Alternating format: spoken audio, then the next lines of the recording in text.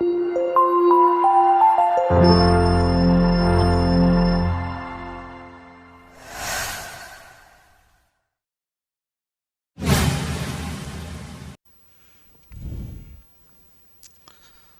बच्चों, my self Raghuraj Singh. स्वागत है आप लोगों का मेरे YouTube channel vibrant physics by Raghuraj sir. आजकल हम लोग फ्रिक्शन फोर्स की सीरीज़ को चला रहे हैं। आज फ्रिक्शन फोर्स का लेक्चर नंबर स्टार्ट करेंगे, कुछ मिसलेनियस कॉन्सेप्ट करेंगे और फिर कुछ क्वेश्चंस देखेंगे। इसी तरीके से यार सब्जेक्ट मजबूत होता चला जाता है। ठीक है, चलिए तो हेडिंग लगा लीजिए, फ्रिक्शन फोर्स लेक्चर 6। ठीक है, चलिए बिना कोई टाइम किल किए हुए आगे बढ़ते हैं। सबसे पहले मैं एक फंडा पढ़ाता हूँ। एंगल ऑफ रिपोज मैंने आपको पढ़ा दिया था, लेकिन एंगल ऑफ रिपोज मैंने तब आपको सिखाया अभी तक जब इंक्लाइन प्लेन ग्राउंड फ्रेम से किस में था, रेस्ट में था। पर यार एक जरा सा चेंज करेगा एग्जामिनर और उतने में आप हो जाओगे डिस्टर्ब। जैसे मान लीजिए अगर किसी इंक्लाइन प्लेन को, तो हेडिंग इसकी पड़ेगी, लिखना चाहें तो, कि angle of repose in accelerating frame, angle of repose in accelerating frame. लेकिन हम उसी की बात कर रहे हैं जिस समय वर्टिकल में एक्सीलरेशन होगा। वर्टिकल, ये ध्यान रखना, मतलब जो फ्रेम ऑफ रेफरेंस है वो एक्सीलरेट करेगा तो केवल वर्टिकल में करेगा, ऊपर या नीचे। हॉरिजॉन्टल में एक्सीलरेट नहीं करेगा क्योंकि वहाँ पर जाके चीज़ें बदल जाएंगी। ठीक है, कैसे बदलेंगे आपको सब समझ में आने वाला है। मान लो ये है, ठीक है। अब देखिए ये एंगल थीटा है, ओके, और ये रफ सरफेस है, कोफिशिएंट ऑफ फ्रिक्शन म्यू। अभी मान लो ये एलिवेटर रेस्ट में है, ठीक, एलिवेटर रेस्ट में है, तो angle of sliding, angle of sliding का मतलब जिस एंगल पर ये किस में आ जाएगा, अनकंफर्टेबल रेस्ट। कहने का मतलब यहाँ पे क्या लगने लगेगा, एफ एस मैक्स। तो ये एंगल क्या कहलाता था, एंगल ऑफ रिपोज। याद आ गया होगा, ये कहलाता था एंगल ऑफ रिपोज। और बताइए ये एंगल ऑफ रिपोज किसके बराबर होता था, एंगल ऑफ फ्रिक्शन के बराबर आता था। और इसकी जो वैल्यू आती थी मैंने आपको काफ़ी अच्छे से पढ़ाई, टेन थीटा बराबर क्या आता था, म्यू एस आता था। ये मैं आपको पढ़ा चुका हूँ। अब मैं आपको ये समझाना चाह रहा हूँ कि अगर मान लीजिए ये एलिवेटर वर्टिकल में एक्सीलरेट करे, या तो ऊपर की तरफ जाए या नीचे की तरफ जाए, तो एंगल ऑफ रिपोज की सेहत पर क्या फ़र्क पड़ता है, इसको म्यू एस कह दो चाहो तो अब ये एक्सीलरेट कर रहा है ऊपर या नीचे, जो भी मान लो आप, ठीक है। मान लो ए नोट से एक्सीलरेट कर रहा है, ठीक है, ये तो आपको क्लियर है। रफ सरफेस है, फ्रिक्शन कोफिशिएंट अभी भी वही म्यू एस। और अगर अब इसके ऊपर हमने कोई ब्लॉक रखा, ये तो आपको क्लियर है कि मास पे डिपेंड नहीं करता है, तो मास लिखो मत लिखो उससे कोई फर्क पड़ना नहीं है। तो पहले तो आंसर सुन लो कि अगर कोई एलिवेटर वर्टिकल में एक्सीलरेट करे तब भी एंगल ऑफ रिपोज चेंज नहीं करता है। ठीक है, आंसर तो ये है, आपको याद होना चाहिए। ध्यान रखना, हॉरिजॉन्टल चलने पे तो चीज़ें चेंज कर जाएंगी, ठीक है, लेकिन वर्टिकल चलने पे चेंज नहीं करता है, दिमाग में रखो। क्योंकि ज़्यादातर क्वेश्चंस में इनक्लाइन, रफ इनक्लाइन प्लेन को वो एलिवेटर के अंदर रखेंगे और उस एलिवेटर को वर्टिकल में एक्सीलरेट करा देंगे और फिर एंगल ऑफ रिपोज को लेके बहुत सारे क्वेश्चंस पूछ लिए जाते हैं। तो पहले तो आपको ये बात क्लियर होनी चाहिए कि अगर एलिवेटर वर्टिकल में एक्सीलरेट करता है अप या डाउन, तो एंगल ऑफ रिपोज पर कोई भी फर्क नहीं पड़ता है। ठीक है, बाद बाकी मैं प्रूव कर देता हूँ। देखिए, तो ये थीटा, मुझे थीटा डैश बताना है, थीटा डैश बराबर क्या, या न्यू एंगल ऑफ रिपोज क्या है, new angle of repose, new angle of repose क्या, ये हमको बताना है। ठीक है, तो आंसर तो क्या इसका यही आना है, कितना, टेन थीटा डैश भी किसके बराबर आएगा, म्यू एस के बराबर आएगा। पर इसको हम देख लेते हैं, ठीक है, देख लेते हैं इसको।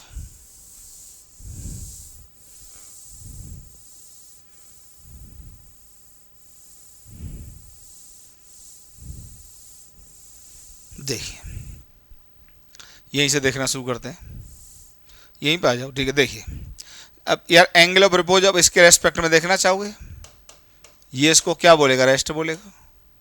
ठीक है, क्या क्या फोर्सेज लग रहे होंगे जरा बताइए, फोर्सेज क्या क्या लग रहे होंगे, फोर्सेज लग रहे होंगे, देखिए इधर लगेगा एक तो एम जी लगेगा और इस पर बैठा हुआ ऑब्जर्वर एक सूडो फोर्स देखेगा, क्योंकि अब ये ऑब्जर्वर ग्राउंड फ्रेम से ए नॉट से ऊपर की तरफ एक्सीलरेट करेगा, तो ये हो जाएगा एक नॉन इनर्शियल फ्रेम।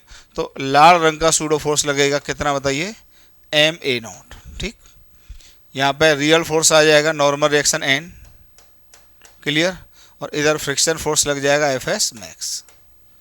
ठीक है, ये सब बातें आपको क्लियर हैं कि इस डायरेक्शन में फोर्स बैलेंस कराएंगे। तो इस डायरेक्शन में ध्यान रखना, एक तो ये एम ए नॉट और एम जी का एक कंपोनेंट आएगा, अच्छा ये थीटा डैश होगा तो ये भी क्या होगा, थीटा डैश होगा। ठीक है, तो बताइए इस डायरेक्शन में पहला इक्वेशन,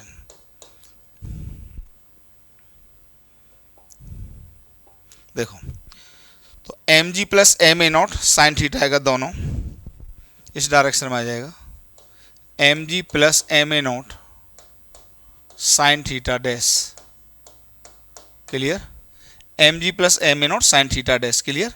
और ये किसको बैलेंस करेगा, एफ एस मैक्स, और एफ एस मैक्स किसके बराबर आता है, म्यू एन, यहीं से लिख दो, एम जी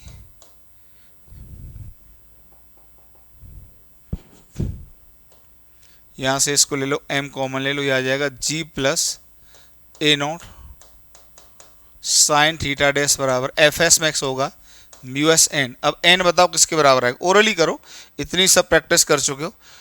नॉर्मल रिएक्शन आएगा एम ए नॉट और एम जी का कॉस थीटा डैश कंपोनेंट, तो ये आ जाएगा एम जी प्लस ए नॉट इन टू, और देखिए बड़ी खुशी की बात है, ये जी प्लस ए नॉट इससे कैंसिल हो गया, और जी प्लस ए नॉट कैंसिल हो गया, इसलिए इस पर डिपेंड नहीं करता है। तो यहाँ से m पे तो डिपेंड करता ही नहीं है, m से m मर गया। तो यहाँ से देखिए cos थीटा डैश से डिवाइड करोगे तो ये आ जाएगा tan थीटा डैश बराबर म्यू एस। तो देखिए जो थीटा डैश है वो किसके बराबर आएगा, थीटा के बराबर, that is if elevator accelerate up or down,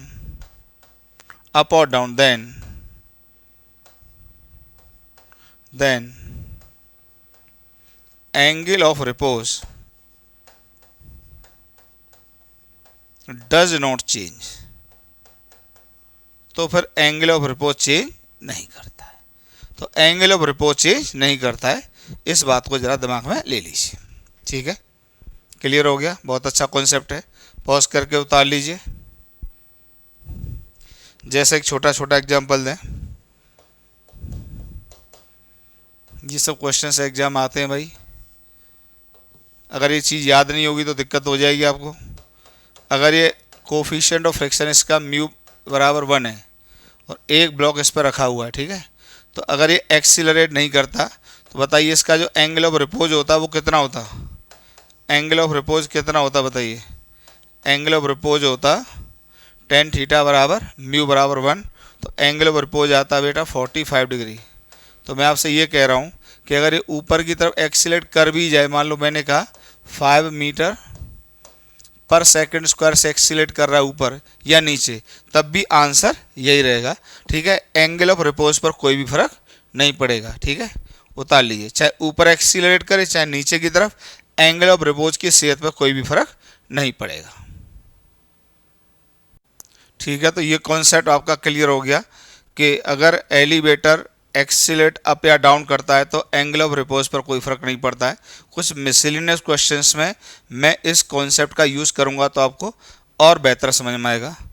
और एक कॉन्सेप्ट देख लीजिए, ये भी देखिए, contact force on the block placed on rough inclined plane, काफ़ी फेमस क्वेश्चन है यार, मतलब इस कॉन्सेप्ट को भी क्लियर करो, काफ़ी ऑब्जेक्टिव क्वेश्चंस इस पर डायरेक्टली पूछे जाते हैं। तो देखिए जरा मैं आपको कैलकुलेशन करा के दिखाता हूँ तो आपको मज़ा आएगा। देखिए जैसे कोई भी इनक्लाइंड प्लेन ले लीजिए आप, जैसे म्यू की वैल्यू ले लो 1, आराम से समझना, कोई जल्दबाजी नहीं है, ये सब चीज़ें बाउंस कर जाती है नहीं तो। म्यू बराबर 1, तो मुझे इतना तो पता ही है कि एंगल ऑफ रिपोज 45 आएगा, मतलब ये अगर एंगल कितना होगा 45 होगा तो ये फिसलेगा ब्लॉक रखा हुआ, अदरवाइज नहीं फिसलेगा। चलो मैं स्टार्ट करता हूँ, मान लो मैंने यहाँ पे इसको 30 डिग्री लिया, ठीक है, तो 30 डिग्री लिया, तो अगर कोई भी ब्लॉक मैं यहाँ पे रखता हूँ तो अब आपको ये बताइए कंफर्टेबल रेस्ट में आ जाएगा, कोई दिक्कत नहीं होगी, ठीक है। और फ्रिक्शन फोर्स कितना लगेगा, एफ एस मैक्स नहीं लगेगा, कितना लगेगा, एम जी साइन थीटा लगेगा, क्योंकि इधर अच्छा ठीक है, इधर ड्राइविंग फोर्स कितना लग रहा होगा बताइए, एम जी साइन 30 लग रहा होगा। तो जो फ्रिक्शन फोर्स लगेगा, जो फ्रिक्शन फोर्स लगेगा वो एफ एस, वो भी कितना लगेगा बताइए, एम जी साइन 30 लगेगा, ठीक। और जो नॉर्मल रिएक्शन लग रहा होगा वो किसके बराबर लग रहा होगा, उसको मैं लिख नहीं रहा हूँ, नॉर्मल रिएक्शन, इसको हटा दूँ यहाँ से,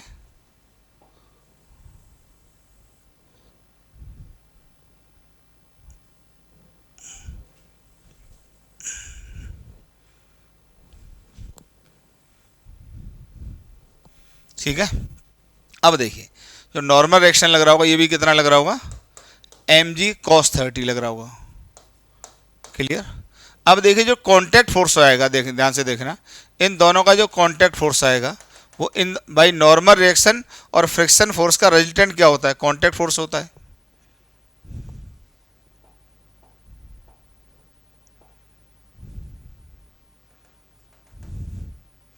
तो ध्यान से देखना ये आएगा। अब इस आर की वैल्यू फाइंड आउट करो, तो आर की वैल्यू जब फाइंड आउट करोगे तो ये आएगी अंडर द रूट, ये आ जाएगा एम जी साइन 30 का स्क्वायर प्लस ये फ्रिक्शन फोर्स का स्क्वायर प्लस नॉर्मल रिएक्शन का स्क्वायर। नॉर्मल रिएक्शन कितना आएगा बताइए, एम जी कॉस 30 का स्क्वायर, और जब इसको करोगे सॉल्व तो देखिए एम जी को स्क्वायर करके बाहर ले लो और ये आ जाएगा sine square theta plus cos square theta, तो ये आ जाएगा एम जी, क्लियर हो, ये आ जाएगा एम जी। तो जो नॉर्मल जो कांटेक्ट फोर्स है वो एम जी के बराबर आ रहा है। तो यहाँ पे बहुत अच्छा एक नोटिस करने वाला पॉइंट ये है कि अगर देखिए ध्यान से सुनना, बहुत अच्छी बात बता रहा हूँ, 1-2 मिनट के लिए हल्की सी कठिन लगेगी याद करने में, क्योंकि समझा दिया है तो कुछ चीज़ों को याद ही करना होता है, तभी सब्जेक्ट आसान होता है। आप खुद बताइए, जो एक्सटर्नल फोर्स लग रहा था इस पर वो एम जी लग रहा था कि नहीं लग रहा था। तो एक बात बताइए, इसको अगर इनक्लाइंड प्लेन के ऊपर रोका हुआ है तो इनक्लाइंड प्लेन ने इसके ऊपर एक कांटेक्ट फोर्स लगाया होगा, तो कांटेक्ट फोर्स उतना ही तो लगाया होगा जितना एक्सटर्नल फोर्स लग रहा है, क्योंकि एक्सटर्नल फोर्स इस पर एमजी लग रहा है। तो एमजी को रोकने के लिए ना नॉर्मल रिएक्शन आया होगा ना फ्रिक्शन फोर्स आया होगा, असल में आया होगा कांटेक्ट फोर्स, और उसी कांटेक्ट फोर्स का एक कंपोनेंट किसके बराबर होगा, नॉर्मल रिएक्शन के बराबर, और एक कंपोनेंट होगा फ्रिक्शन फोर्स के बराबर। तो नट सेल में बात यह है कि अगर किसी भी इंक्लाइंड प्लेन के ऊपर या कहीं भी कोई बॉडी रखी हुई है तो जो कांटेक्ट फोर्स होता है, केवल कांटेक्ट फोर्स लग रहा है, केवल कांटेक्ट फोर्स की वजह से अगर बॉडी इक्विलिब्रियम में है और कोई फोर्स नहीं है, मतलब धागे का टेंशन नहीं लगा रखा है या किसी एजेंट ने कोई सहारा नहीं दे रखा है, तो अगर कोई बॉडी केवल कांटेक्ट फोर्स की वजह से इक्विलिब्रियम में, क्योंकि एक्सटर्नल फोर्स mg लग रहा है और कांटेक्ट फोर्स हमेशा एक्सटर्नल फोर्स के बराबर ही आएगा, बराबर मतलब मैग्नीट्यूड में बराबर होगा और डायरेक्शन में अपोजिट होगा। खुद देख लीजिए, कांटेक्ट फोर्स वर्टिकल मार रहा है। अब आप कहेंगे आपने बनाया है, तो मैं प्रूव कर देता हूँ। देखिए प्रूव कर देता हूँ। मान लो इस एंगल को मैं क्या मान लूँ बताऊँ, थीटा मान लूँ, तो बताइए जो टेन थीटा होगा किसके बराबर होगा, टेन थीटा बराबर कितना होगा, टेन थीटा बराबर वैसे भी पता ही है, टेन थीटा होगा दिस अपॉन दिस। तो ये कंपोनेंट कितना है, कोई एफ एस मैक्स थोड़ी है, एम जी साइन 30 है, तो ये M G sine 30 divided by upon this, ये कितना है बताइए, M G cos 30, M G से एम जी जाएगा तो ये आ गया टेन 30, तो यहाँ से थीटा की वैल्यू 30 डिग्री आ गई। कहने का मतलब ये जो कांटेक्ट फोर्स है वर्टिकल से एंगल कितना बनाएगा, 30 डिग्री। और अब ध्यान से जरा ज्योमेट्री को देख लो आप, ज्योमेट्री को देख लो आप, अगर ये 30 है, ये 30, तो ये भी कितना आएगा 30, और ये 30 तो ये 30, ठीक है, ये 30 तो ये 30, तो कांटेक्ट फोर्स असल में एम जी के अपोजिट लगेगा, ठीक है, एम जी के अपोजिट लगेगा। इसको आप दिमाग में ले लीजिए, ठीक है। अभी मैं जनरल में रिजल्ट दिखा देता हूँ। देखिए कहने का मतलब ये है कि अगर ये ब्लॉक फिसल नहीं रहा है इसके ऊपर, ठीक है, अब सब समझ में आ जाएगा, ठीक है, अभी सब समझ में आएगा। देखो अगर फिसल नहीं रहा है, फिसल नहीं रहा है मतलब ये रेस्ट में है। अब कौन सा रेस्ट है, कंफर्टेबल चाहे अनकंफर्टेबल। तो मैं आपसे ये कहना चाह रहा हूँ कि एक्सटर्नल फोर्स इसमें क्या लग रहा है, एम जी लग रहा है, तो जो कांटेक्ट फोर्स होगा, जो कांटेक्ट फोर्स होगा, ध्यान रखना, कांटेक्ट फोर्स इसके जस्ट अपोज लगेगा। मैं ये बताना चाह रहा हूँ, ये लगेगा आर का कांटेक्ट फोर्स। इसी का एक कंपोनेंट ध्यान रखना, ये थीटा आएगा, ठीक है, ये थीटा आएगा, इसके बराबर ही आएगा, इसी का एक कंपोनेंट कितना होगा बताइए, आर कॉस थीटा होगा नॉर्मल रिएक्शन, और एक कंपोनेंट होगा friction force, R sine theta होगा फ्रिक्शन फोर्स। और वैसे भी देख लीजिए यार, ये आता भी, आप चेक कर लो चाहो तो भाई, आर बराबर एम जी होगा, देख लो कितनी अच्छी बात निकल के आ गई, आर बराबर एम जी होगा तो एम जी कॉस थीटा ही तो लगेगा ये कंपोनेंट, और इधर एम जी साइन थीटा का ड्राइविंग फोर्स लग रहा होगा, तो इसको रोकने के लिए फ्रिक्शन फोर्स भी कितना लग रहा होगा, एम जी साइन थीटा। तो बात सही तो है। तो ध्यान रखना, जो कॉन्टैक्ट फोर्स होता है वो हमेशा एक्सटर्नल फोर्स के बराबर लगता है। और ये एक बहुत ही फेमस क्वेश्चन है, इसमें डायरेक्ट एग्जाम में देखो इस तरह से सवाल आता है, देखो एग्जाम्पल ऐसे आते हैं क्वेश्चन, देख लो डायरेक्ट, जैसे कहेगा कि ये एंगल 37 डिग्री है, ठीक है, और कह देगा म्यू बराबर 1 है, एक बॉडी 10 केजी की यहाँ रखी, कितने की रखी, 10 केजी की, ठीक है। अब हमें पता है कि एंगल 37 है, म्यू बराबर 1 है, तो ये इस पर फिसलेगा तो है नहीं, तो इस पर ग्रेविटी का कितना लग रहा होगा बताइए, एम जी कितना लग रहा होगा बताइए, 100 न्यूटन लग रहा होगा। तो सवाल पूछ लेता है कि बताइए इस ब्लॉक पर टोटल कॉन्टैक्ट फोर्स कितना लग रहा होगा, तो इसका आंसर ये होगा कि total contact force M G के बराबर ही लगेगा, क्योंकि अब ये रेस्ट में, तो आर इस तरह से लग जाएगा, कितना बताइए, 100 न्यूटन। डायरेक्ट आंसर हो जाता है इसका। अगर आप इसमें कलम चलाओगे तो थोड़ा सा टाइम ले लेगा, लेकिन अगर आपने क्लास में कंसेप्ट को ध्यान से पढ़ा है तो डायरेक्ट आंसर कर दोगे। लेकिन ध्यान रखना, जब तक ये ब्लॉक रेस्ट में है, अब देखिए ब्लॉक को मूव कराऊंगा तो फिर कांटेक्ट फोर्स फिर एमजी के बराबर नहीं होता। क्यों नहीं होता है, इसका भी उत्तर है, देखो नॉर्मल, कि भाई जब वो इक्विलिब्रियम में है तो कांटेक्ट फोर्स ने एमजी को बैलेंस कर रखा है, तो जब वो इक्विलिब्रियम में नहीं होगा तो इसका मतलब कांटेक्ट फोर्स ही कमजोर पड़ेगा, तभी तो वो चलेगा। अगर और कौन कमजोर पड़ सकता है, एमजी थोड़ी कमजोर पड़ जाएगा, एमजी को तो बढ़ाते जा रहे हो, तो कांटेक्ट फोर्स ही कमजोर पड़ेगा, तभी बॉडी क्या करेगी, एक्सीलरेट करेगी। जब तक दोनों फोर्स बैलेंस करेंगे तब तक तो बॉडी मूव नहीं करेगी। अभी मैं दिखा देता हूं प्रूव करके, देखिए अभी दिखा देता हूं, देखिए देखिए जैसे इस एंगल को ले लेते हैं 53 डिग्री और इस सरफेस का म्यू ले लेते 1, तो अब हमें पता है कि रफ सरफेस का म्यू 1 है और ये एंगल 53 है, तो अगर म्यू बराबर 1 है तो एंगल ऑफ रिपोज कितना होता, 45 डिग्री होता। मतलब अगर किसी भी बॉडी को इसके ऊपर रखते और हम चाहते वो ना फिसले तो एंगल को हर हालत में 45 डिग्री से कम होना चाहिए था, और ये एंगल 45 से क्या ज़्यादा है, 53 है, तो बॉडी रखते ही फिसलेगी, बॉडी रखते ही फिसलेगी, बॉडी रखते ही फिसलेगी। अब आप देख लो कॉन्टैक्ट फोर्स एमजी से कमज़ोर पड़ेगा, 100% कमज़ोर पड़ेगा, चेक कर लो। देखो इधर बताइए क्या लगेगा, कॉन्टैक्ट फोर्स की बात कर रहे हैं तो ये तो इधर भागेगा एक्सीलरेशन से, अभी हमने ये सब लिखा है नहीं है, क्योंकि कमज़ोर पड़ेगा तो इधर क्या लगेगा, एफ के लगेगा, एक तो एफ के लगेगा। एफ के कितना होगा बताइए, mu M G cos theta, theta बाद में लिख लेना, म्यू बराबर 1 है तो ये आ जाएगा एम जी कॉस थीटा, ठीक, ये एफ के लगेगा। नॉर्मल रिएक्शन कितना लगेगा बताइए, नॉर्मल रिएक्शन लगेगा एम जी, में गलत लग गया, ठीक नहीं सही है, एम जी साइन, अरे तेरा बोलो, नॉर्मल रिएक्शन लगेगा एम जी कॉस थीटा। तो हमें कॉन्टैक्ट फोर्स चाहिए, तो कॉन्टैक्ट फोर्स इन दोनों का रिजल्टेंट होगा, इन दोनों का रिजल्टेंट होगा आर। अब आर को आप लिख लो, देखो ये 100% एम जी से क्या होगा, कम होगा, 100% कम होगा, क्योंकि अगर कमजोर नहीं पड़ता तो ये ब्लॉक मूव ही नहीं करता। अब आप कहेंगे सर आपने तो ऊपर दिखा रखा, ऐसा नहीं है, वो इतना कोई मैंने डायग्राम को नहीं बनाया, रफ डायग्राम बना दिया है, तो ये कमज़ोर पड़ेगा 100%, ठीक है। और कमज़ोर वो भी किस डायरेक्शन में पड़ेगा वो भी अभी समझा दूंगा। तो देखिए पहले कॉन्टैक्ट फोर्स की वैल्यू फाइंड आउट कर देता हूँ, तो ये आ जाएगा आर का, बताइए कितना आएगा, एम जी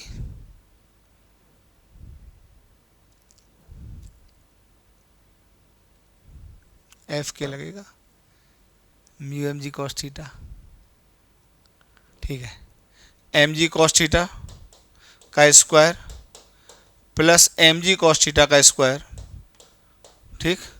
तो यहाँ से जो आंसर आ जाता है आर बराबर √2 एम जी कॉस थीटा, और थीटा कितना था बताइए ज़रा, तो √2 एम जी, थीटा की वैल्यू कितनी है 53 डिग्री, और फिर कॉस 53 जमाने से कितना होता है बताइए 3/5, तो ये आर की जो वैल्यू आ जाती है ये 3 इंटू √2 होता है 1.41/5 इंटू एम जी। तो ये ज़रा वैल्यू चेक कर लो आप, आ जाएगी 3 एकन 3, 3 चौक 12, 1 4.43/5 एम जी, बताइए। ये क्लियर है आपको? ये देखिए 1 से कम आ रहा है, तो बताइए जो कॉन्टैक्ट फोर्स है R less than M G आएगा, तभी तो बॉडी चलेगी। अब वो मैं आपको एंगल समझाता हूँ जरा, अब वो एंगल समझाता हूँ, अब मैं एंगल समझाता हूँ। प्लीज़ इतना पॉज करके उतारिए। तो अगर बॉडी एक्सीलरेट करेगी तो कॉन्टैक्ट फोर्स mg से कम होगा। अब हाँ, कॉन्टैक्ट फोर्स mg से ज़्यादा तो कभी हो ही नहीं सकता, क्योंकि कॉन्टैक्ट फोर्स कैसा फोर्स है? सेकेंडरी फोर्स है। तो प्राइमरी फोर्स mg है, तो उससे के बराबर या कम ही होगा, ठीक है, उससे बराबर या कम ही होगा, ठीक है। चलिए अब एंगल वाली बात भी डिटेल समझा देता हूँ, देखो ध्यान से। देखिए तीनों डायग्राम देख लो जरा। देखिए इसका मान लो कोफिशिएंट ऑफ फ्रैक्शन म्यू है, ठीक है। तो जब तक theta less than tan inverse mu होगा, क्योंकि ये एंगल ऑफ रिपोज या एंगल ऑफ फ्रिक्शन, वैसे यहाँ पे इसको एंगल ऑफ रिपोज कहेंगे, ठीक है। तो जब तक थीटा इससे कम होगा ये थीटा, तब तक जो, ध्यान से सुनना, तब तक mg तो इधर लगेगा, mg इधर लगेगा, तो कॉन्टैक्ट फोर्स इसी को बैलेंस कर रहा होगा, तो इसके जस्ट अपोजिट लग जाएगा, जस्ट अपोजिट लगेगा, ठीक है।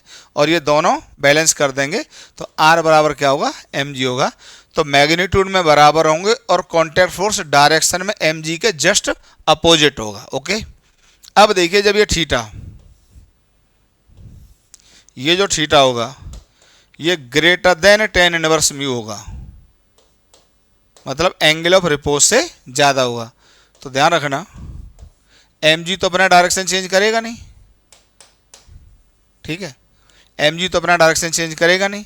अब जो कॉन्टैक्ट फोर्स है, तो ध्यान रखना वो वर्टिकल में ना जाके उसका एंगल घटेगा, तो अभी वो इधर क्यों शिफ्ट करेगा? क्योंकि इस फोर्स का और कॉन्टैक्ट फोर्स का जो रिजल्टेंट है वो इधर आना चाहिए। देखो अगर इधर चला गया तब तो दिक्कत हो जाएगी, तब तो रिजल्टेंट इधर आ जाएगा, वो पॉसिबल नहीं है, ठीक है। तो रिजल्टेंट हमेशा ध्यान रखना, ये जो mg वाली लाइन थी, ये ध्यान रखना, ये नॉर्मल रिएक्शन वाली लाइन थी। तो पहले तो इस लाइन के इधर लग रहा था, मतलब नॉर्मल रिएक्शन के साथ ये जो एंगल बना रहा था वो थीटा ही बना रहा था, लेकिन अब जो कॉन्टैक्ट फोर्स का एंगल होगा वो हल्का सा घटेगा। ये मैं आपको बताना चाहता हूँ, ये कॉन्टैक्ट फोर्स का जो एंगल होगा theta dash less than theta होगा, ये बताना चाहता हूँ। एक बेहतरीन क्वेश्चन है, क्योंकि यार देखो इस फोर्स का और इस फोर्स का रिजल्टेंट इधर आना चाहिए, क्योंकि अगर ये वर्टिकल में लग गया होता तो रिजल्टेंट इधर नहीं आ सकता था ना, ठीक है। तो ये एंगल हमेशा घटेगा। आपको एक प्रैक्टिकल एग्जांपल करके दिखा दूंगा कि एंगल क्यों घटेगा, ठीक है। अभी दिखा देता हूँ, एंगल घट जाएगा ये, ठीक है, ये एंगल घट जाएगा। एक एग्जांपल लेके दिखाता हूँ न्यूमेरिकल डाटा से, देखो जरा। जैसे ये होता, ये 53 डिग्री होता और म्यू बराबर इसका 1 ही होता। और अब मैं आपसे पूछ लेता इसमें सवाल, find the angle of friction, find the angle of friction, यहाँ पूछ लेता। तो मुझे तो ये तो पता ही है कि 53 का एंगल ऑफ रिपोज से ज़्यादा है, क्योंकि म्यू बराबर 1 है। तो एंगल ऑफ रिपोज कितना आएगा बताइए? यहाँ से थीटा डैश बराबर आएगा 45, तो ये आ जाएगा angle of repose. This will be the angle of repose. तो एंगल ऑफ रिपोज कितना आएगा? 45 डिग्री आएगा। अब मान लो मुझसे कोई पूछ रहा है इसका एंगल ऑफ फ्रिक्शन बताओ, तो देखो अब आराम से देख लो। तो नॉर्मल रिएक्शन जो लगेगा, नॉर्मल रिएक्शन तो कितना लगेगा बताइए? सीधे mg cos 53 लगेगा। और जो फ्रिक्शन फोर्स लगेगा एफ के जो लगेगा वो लगेगा म्यू mg, म्यू एन होता है, बराबर आ जाएगा। म्यू कितना है जरा बताइए? म्यू है 1, और नॉर्मल रिएक्शन किसके बराबर है? mg cos 53। cos 53 है कि नहीं ये नॉर्मल रिएक्शन, ठीक। तो बताइए जो कॉन्टैक्ट फोर्स होगा इन दोनों का रिजल्टेंट ही तो आ रहा होगा इस तरीके से। ये थीटा डैश मान लीजिए, थीटा डबल डैश, ठीक है, थीटा डबल डैश। तो बताइए टेन थीटा डबल डैश, यही कहलाएगा एंगल ऑफ फ्रिक्शन, क्योंकि एंगल ऑफ फ्रिक्शन क्या होता है बेसिकली? जो टोटल कॉन्टैक्ट फोर्स होता है, total contact force normal reaction के साथ कितना एंगल बना रहा है, that is called angle of friction. तो बताइए यही कहलाएगा angle of friction. This is called angle of friction, तो बताइए टेन थीटा डबल डैश बराबर क्या आएगा, ये आ जाएगा परपेंडिकुलर अपॉन बेस, ये कंपोनेंट होगा फ्रिक्शन फोर्स के बराबर, मतलब एफ के अपॉन नॉर्मल रिएक्शन एन। तो tan theta double dash F के कितना है बताइए, ये M G cos 53 divided by ये नॉर्मल रिएक्शन कितना है बताइए, एम जी कॉस 53, ये से मर जाता है इक्वल टू 1 आता है। तो यहाँ से थीटा डबल डैश कितना आ जाता है बताइए, 45 डिग्री आ जाता है। तो मैंने आपसे यही कहा था कि अब देखिए यहाँ पे बैलेंस तो कर नहीं पाएगा, तो ये किसी एक्सीलरेशन से भागेगा, तो ये एंगल ज़्यादा होगा और ये एंगल क्या होगा, कम होगा, ठीक है। और जब ये एंगल कम होगा तो जो कॉन्टैक्ट फोर्स होगा वो हल्का सा लेफ्ट को झुक जाएगा, ठीक है। तो मैंने इस एग्जाम्पल से भी प्रूव कर दिया है। तो देखिए ऑब्जेक्टिव में इस तरीके से सवाल आ जाएगा, देखो इस तरीके से आ जाएगा कि ये है ऑब्जेक्टिव का सवाल, देखना छोटा सा सवाल आएगा कि यहाँ पे मान लो 53 डिग्री है और यहाँ पे म्यू बराबर 1 दिया है। तो 2 डायग्राम बना रहा हूँ, चलो मैं 2 या 3 बना दूँ, चलो 3 बना देता हूँ। ये 53 डिग्री है, ये म्यू बराबर 1 है, ये 53 डिग्री है, म्यू बराबर 1 है, और कोई भी बॉडी यहाँ पे रखी हुई है, केवल कांटेक्ट फोर्स का एरो पूछना है इसको कि कांटेक्ट फोर्स का एरो कौन सा होगा इनमें से, अभी आपको समझ में आ जाएगा। अब देखो तीनों में वर्टिकल लाइन मैंने ये बना दी है, ये दिस इज वर्टिकल लाइन, ठीक है। तो अब आपको पता है, देखो किस तरह से एग्जाम में बना देगा कि कांटेक्ट फोर्स, पहला ऑप्शन बना देगा कि कांटेक्ट फोर्स इस तरीके से होगा, दूसरे में बना देगा कि कांटेक्ट फोर्स इस तरीके से होगा, और तीसरे में बना देगा कांटेक्ट फोर्स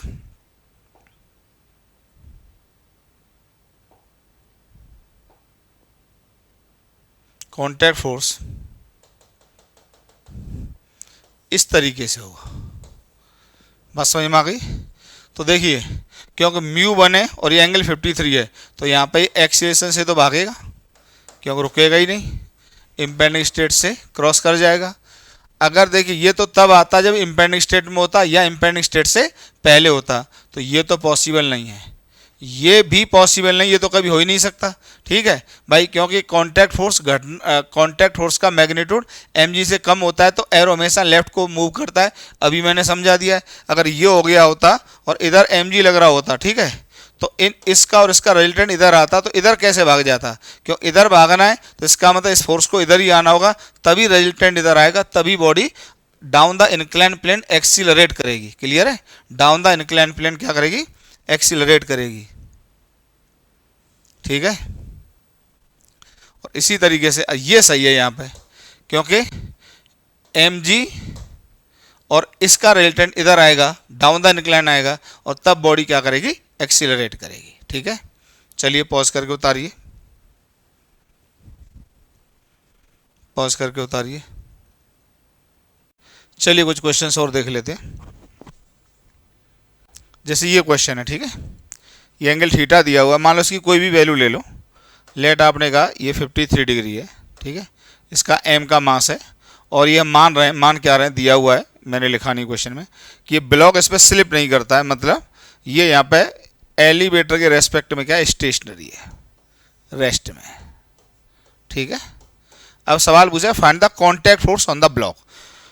तो अगर आप एफ एस लगाओगे, नॉर्मल रिएक्शन करोगे, कंपोनेंट करोगे, बहुत सारी बात आ जाएंगी। अभी अभी मैंने बताया कि अगर किसी रफ सरफेस के ऊपर कोई ब्लॉक इक्विलिब्रियम में है, ठीक है, वो उस पर इक्विलिब्रियम में है, तो जो कांटेक्ट फोर्स होता है वो नेट एक्सटर्नल फोर्स के बराबर होता है। तो एक लाइन में आंसर आएगा, देखिए इसके रेस्पेक्ट में देखिए। अब नेट एक्सटर्नल फोर्स क्या लगेगा, देखो एक तो लग रहा होगा mg, आराम से देख लेना, एक तो mg लगेगा, ठीक है, और एक क्या लगेगा बताइए, ये जो ऑब्जर्वर बैठा हुआ है, इसको ए नोट मान लो, ये जो ऑब्जर्वर बैठा हुआ है ये खुद ग्राउंड फ्रेम से ए नोट से ऊपर जा रहा होगा, तो ये हो गया एक नॉन इनर्शियल फ्रेम। और अगर नॉन इनर्शियल फ्रेम हो गया तो क्या एक लाल रंग का सूडो फोर्स लगाएगा, कितना लगाएगा बताइए, ma। तो जो कॉन्टैक्ट फोर्स होगा बच्चों वो इसके अपोजिट होगा, इसको बैलेंस कर रहा होगा। तो नेट एक्सटर्नल फोर्स यही लगा, और तो कोई लगा नहीं, और तो बाद बाकी नॉर्मल रिएक्शन, फ्रिक्शन फोर्स, वो सब कॉन्टैक्ट फोर्स के कंपोनेंट्स होंगे। तो एक्सटर्नल फोर्स तो यही लगा, mg और सूडो फोर्स, ठीक है, इसको ए नोट कह दो। तो जो कॉन्टैक्ट फोर्स होगा इसके जस्ट अपोजिट आएगा ये r, this is the contact force. ठीक है, बताइए कितना लगेगा आर बराबर लगेगा M G plus M A naught. अगर मान लीजिए जैसे हमसे कोई क्वेश्चन कह दे कि ए नोट की वैल्यू मान लो जी बाई टू है, कुछ ऐसे ही कह दे ए नोट की वैल्यू जी बाई टू है, तो जो कॉन्टैक्ट फोर्स आ जाएगा, देखो एक लाइन में उत्तर आ गया, एम जी प्लस कितना आ जाएगा एम जी बाई टू। तो आर बराबर आ गया 3 M G by two. Clear, R बराबर आ गया 3 एम जी बाई टू। एकदम आसान। लेकिन जब आपको पता होगा तभी एकदम आसान होगा, और नहीं पता है तो कंपोनेंट करते रह जाओगे, टाइम पूरा किल हो जाएगा और डायरेक्ट क्वेश्चंस आते हैं एग्जाम में यार। ठीक है, और देखिए एक सवाल,